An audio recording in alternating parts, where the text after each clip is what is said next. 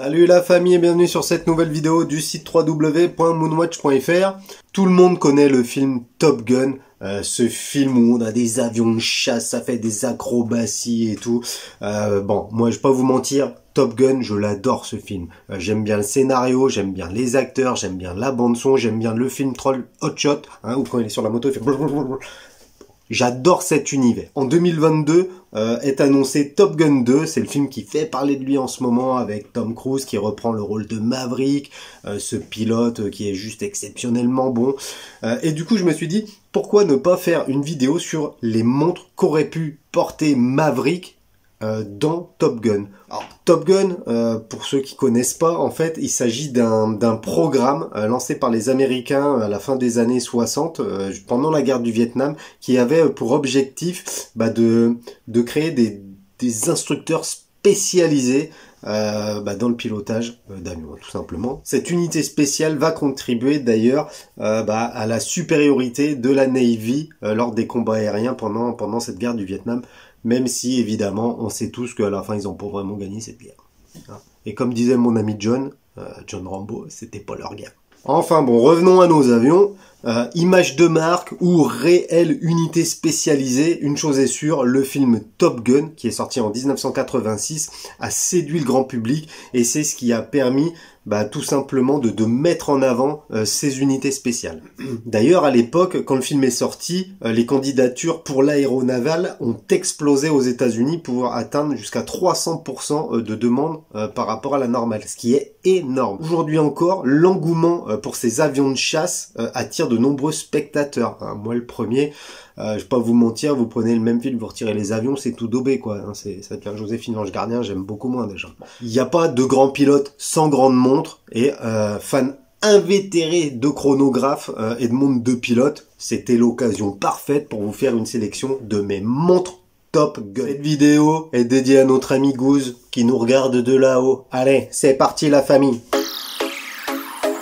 Bon, la famille, quand on parle de Top Gun et de montres, évidemment, on pense tout de suite à IWC Schaffhausen qui possède plusieurs modèles flagués, signés Top Gun.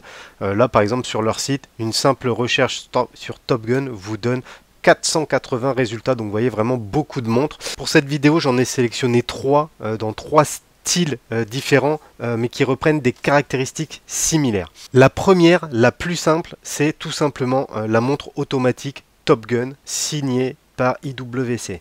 Donc c'est une montre qui va posséder un boîtier en céramique noire qui est tout simplement incroyable, je le trouve vraiment trop beau. On est dans une montre très sobre, très lisible, vraiment dans la montre de pilote par excellence. Contrairement aux montres de pilote qu'on a l'habitude de voir, ici on a un diamètre assez contenu de 41 mm pour un petit peu plus de 11 mm d'épaisseur. C'est donc une montre qui est vraiment portable, aussi bien par un homme que par une femme. Une montre très tendance, vous voyez, c'est très casual, ça se porte très facilement. Bon, évidemment, c'est du IWC, donc pas une plongeuse, on se doute bien. Ici, on est étanche à 6 bars, 6 atmosphères, ce qui est un petit peu limite. C'est vrai que 100 mètres d'étanchéité, maintenant, ça reste quand même un minimum, mais c'est pas le cas pour certaines marques, notamment ces marques avec un fort passé et passif lié à l'aviation. Je pense aussi à Breitling qui propose toujours des montres avec très peu d'étanchéité sur ses Navitimer par exemple, ou Navitimer parce qu'on m'a déjà engueulé de pas prononcer comme il faut, donc Navitimer. Ici on va retrouver un calibre manufacture 32-110, donc calibre moderne, monté sur son NATO que j'aime pas spécialement. Cette montre elle doit juste être incroyablement confortable. J'ai pu l'essayer en boutique, alors évidemment l'essai a duré une dizaine de minutes, donc je vais pas vous dire si c'est une montre qui est agréable au poignet ou pas, mais dans tous les cas elle posait super bien et elle était esthétiquement et visuellement très jolie. C'est la moins chère de cette sélection IWC puisque vous la trouvez à partir de 6400 € prix public. Sur le gris c'est moins cher, vous allez pouvoir la trouver autour des 4500 €. La seconde montre IWC que je voulais vous présenter, évidemment, c'est leur modèle Big Pilot. Donc là, on est vraiment sur de la montre de bonhomme. Surtout ce modèle Big Pilot Top Gun mesure quand même 49 mm de diamètre, donc autant vous dire que ça ne conviendra pas à tout le monde. 15 mm d'épaisseur, c'est pas choquant pour la Big Pilot. On retrouve évidemment cette couronne surdimensionnée qui permet de régler la montre, même avec des gants. Bon, moi je suis un gros fan de ce modèle. Là on retrouve encore une fois la céramique noire pour la boîte et le bracelet en nylon. Franchement, je la trouve dingue. Évidemment, le gros souci pour moi de cette montre, ça va être son diamètre. Même si je porte des grosses montres, là 49 mm, c'est un petit peu too much. On notera que le caseback est très joli. Le simple fait qu'il y ait le flag Top Gun, je trouve que ça rend cette montre ultra désirable. Encore une fois, on est sur un calibre manufacture, calibre 51-111, qui propose 7 jours de réserve de marge. Autant dire que vous pouvez aller piloter peinard, un petit aller-retour comme ça, histoire de se la raconter avec le casque, les lunettes aviateurs. Pas besoin de régler la montre toutes les 5 minutes. Ça, c'est plutôt sympa. Côté tarif, par contre, ça pique un peu puisque sur le marché gris, on va trouver cette montre à partir de 8-9 000 euros. Et pour certaines éditions avec des coloris spéciaux, ça peut monter largement plus que ça. Dans sa gamme Top Gun et montre d'aviateur, IWC propose pas mal de chronographes et évidemment j'ai sélectionné celui que je préfère. Donc moi c'est ce chronographe Tricompax avec jour et date. C'est un chronographe pareil avec un boîtier en céramique comme sur les deux autres modèles précédents, boîtier céramique noir qui est très belle, très douce au toucher. Ce chronographe, j'ai pu l'essayer aussi, pareil, une dizaine de minutes en boutique, il est dingue. Je le trouve oufissime. Il pose super bien, il est ultra lisible. On a l'impression comme ça que c'est chargé, mais finalement un chrono pilote c'est toujours un peu chargé. On prend les Navitimers, c'est pareil, c'est chargé, ça pique. Le fond de boîte, il est gravé, ça je le trouve juste superbe aussi. J'adore ce bracelet de chez IWC. Alors je parle pas du NATO qu'on avait sur la 3 aiguilles, mais ce bracelet en nylon avec cette boucle là, je le trouve terrible. Encore une fois, on va être sur un boîtier assez épais d'un peu plus de 44 mm pour quasi 16 mm d'épaisseur, donc quelque chose quand même d'assez volumineux. On est sur de la montre de bonhomme. Cette montre là, votre femme vous la piquera pas parce que c'est une montre quand même qui est assez imposante, mais ça fait partie de cet ADN de chrono Flieger chez IWC et ça j'aime bien. Autre petite précision, dans les gammes de chrono comme ça avec 3 sous-cadrans, souvent on a critiqué IWC pour vendre des montres très chères alors que c'était des versions modifiées du 7750. Dans ce chronographe Top Gun, on va retrouver un calibre manufacture, le 79-380. Alors après, je peux pas vous dire s'il est meilleur qu'un 7750 de chez ETA, même s'il est retouché. Dans tous les cas, IWC a su prendre en compte ces critiques pour mettre au point son propre calibre chronographe. Et c'est celui-là qui est en boîtier dans ce chrono Top Gun édition.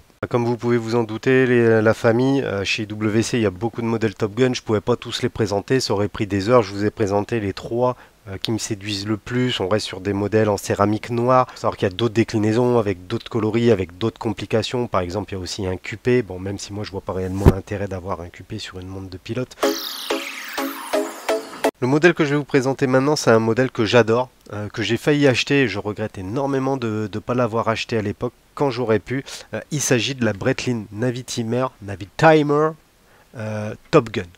Donc c'est un modèle qui a été dédié à ce corps de l'armée américaine.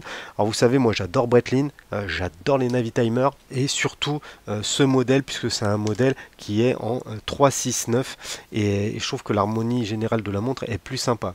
Alors petite spécification sur ce modèle, on va retrouver un 4e sous-compteur mais purement décoratif qui reprend l'emblème tout simplement de la Fighter Weapon School, de la Top Gun Academy. Ce sous-cadran est à midi, il est très visible, il ressort énormément puisque le reste du cadran est de couleur claire et dorée. On retrouve également la mention Top Gun au-dessus du sous-compteur à 6 heures, peint en rouge, un peu comme Breitling le fait sur ses séries spéciales, ses séries Fighter, etc. Là on a une autre photo où on a plus de luminosité, c'est une montre vraiment qui est très très belle et elle a quand même une particularité, c'est que cette Breitling Navitimer sur base 92, c'est une édition limitée, alors je crois de mémoire que c'était à 1000 exemplaires et surtout elle est disponible en 38 mm. Là où les Navitimer aujourd'hui sont plutôt en 41, 43, voire 46 pour la World. Là on est sur un petit diamètre 38, ce qui change. Du coup on n'a pas vraiment d'espace perdu sur le cadran, qui peut paraître chargé, mais c'est une Navi Timer, c'est comme ça, c'est fait pour ça, c'est un outil avant tout. On est vraiment dans la tool watch, dans la montre avec des règles de calcul, la montre outil qui va vous servir en vol. Alors cette montre, moi quand j'ai failli l'acheter, c'était il y a 2-3 ans, elle était à un tarif d'à peu près 3200 € sur le marché gris.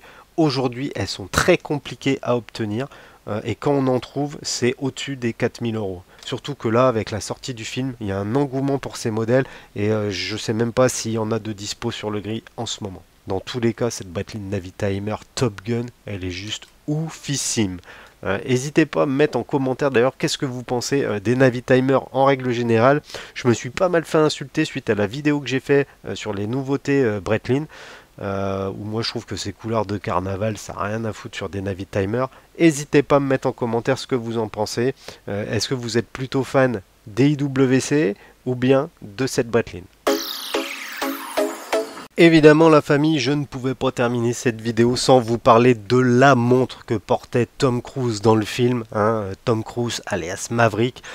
Il portait une montre de marque Orfina, une montre réalisée par les studios Porsche Design. Je tenais absolument à parler de cette montre parce que non seulement Tom Cruise la portait dans Top Gun, le film sorti dans les années 80, mais aussi parce que Tom Cruise a souhaité et a tenu à porter cette même montre dans le nouveau volet sorti en 2022. Et ça, je trouve ça juste génial. Ce petit retour vintage, c'est pas pour me déplaire. Donc c'est à la fin des années 70 que le studio Porsche Design va concevoir et dessiner cette montre pour Orfina, et cette montre va être rendue célèbre grâce à Pete Mitchell alias Maverick dans le film Top Gun, rôle interprété et joué évidemment par Tom Cruise.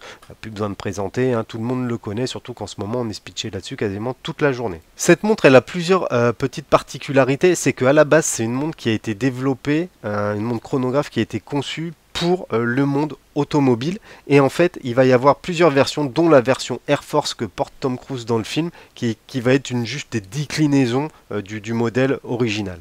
Alors c'est une montre qui ressemble énormément à d'autres modèles comme la ER Pasadena, c'était des formes de boîte que l'on retrouvait assez communément à l'époque, à la fin des années 70 au début des années 80, et Tom Cruise va porter la version dite Air Force, donc une version où il y a quelques modifs mineurs, notamment sur l'aiguille trotteuse, où on va retrouver des petites ailettes comme ça, donc version militaire. Aujourd'hui, ce type de montre, ça va se négocier entre 2500 € et 3500, 4000 € en fonction de l'état, en fonction du set fourni. Surtout que c'est des montres du coup qui, avec la folie qui gravite autour du film, sont désirées en ce moment, donc c'est peut-être pas le meilleur moment pour essayer d'en choper une. Quoi qu'il en soit, il est encore possible d'en trouver, elles sont pas introuvables. Il y a quelques années, on associait énormément Porsche Design et IWC, c'est pas pour rien, il y a eu des collaborations, c'est pour ça aussi qu'on retrouve certaines similitudes au niveau des designs. Mais aujourd'hui, c'est bel et bien une marque allemande, la marque Sinn, c'est pour ça que je vous présente leur site aujourd'hui, qui a récupéré les droits d'utilisation de cette forme de boîte, de cette montre chronographe, et ils l'ont remis au goût du jour dans leur modèle 144.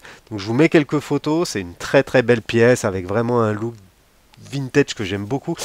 C'est une montre qui reste accessible. Donc Sinn, c'est une manufacture qui fait de très très bonnes montres. On va pas se mentir. Et ils sont assez agressifs au niveau du tarif. Ils arrivent bien à se positionner dans les mêmes segments tarifaires que Longines ou Oris.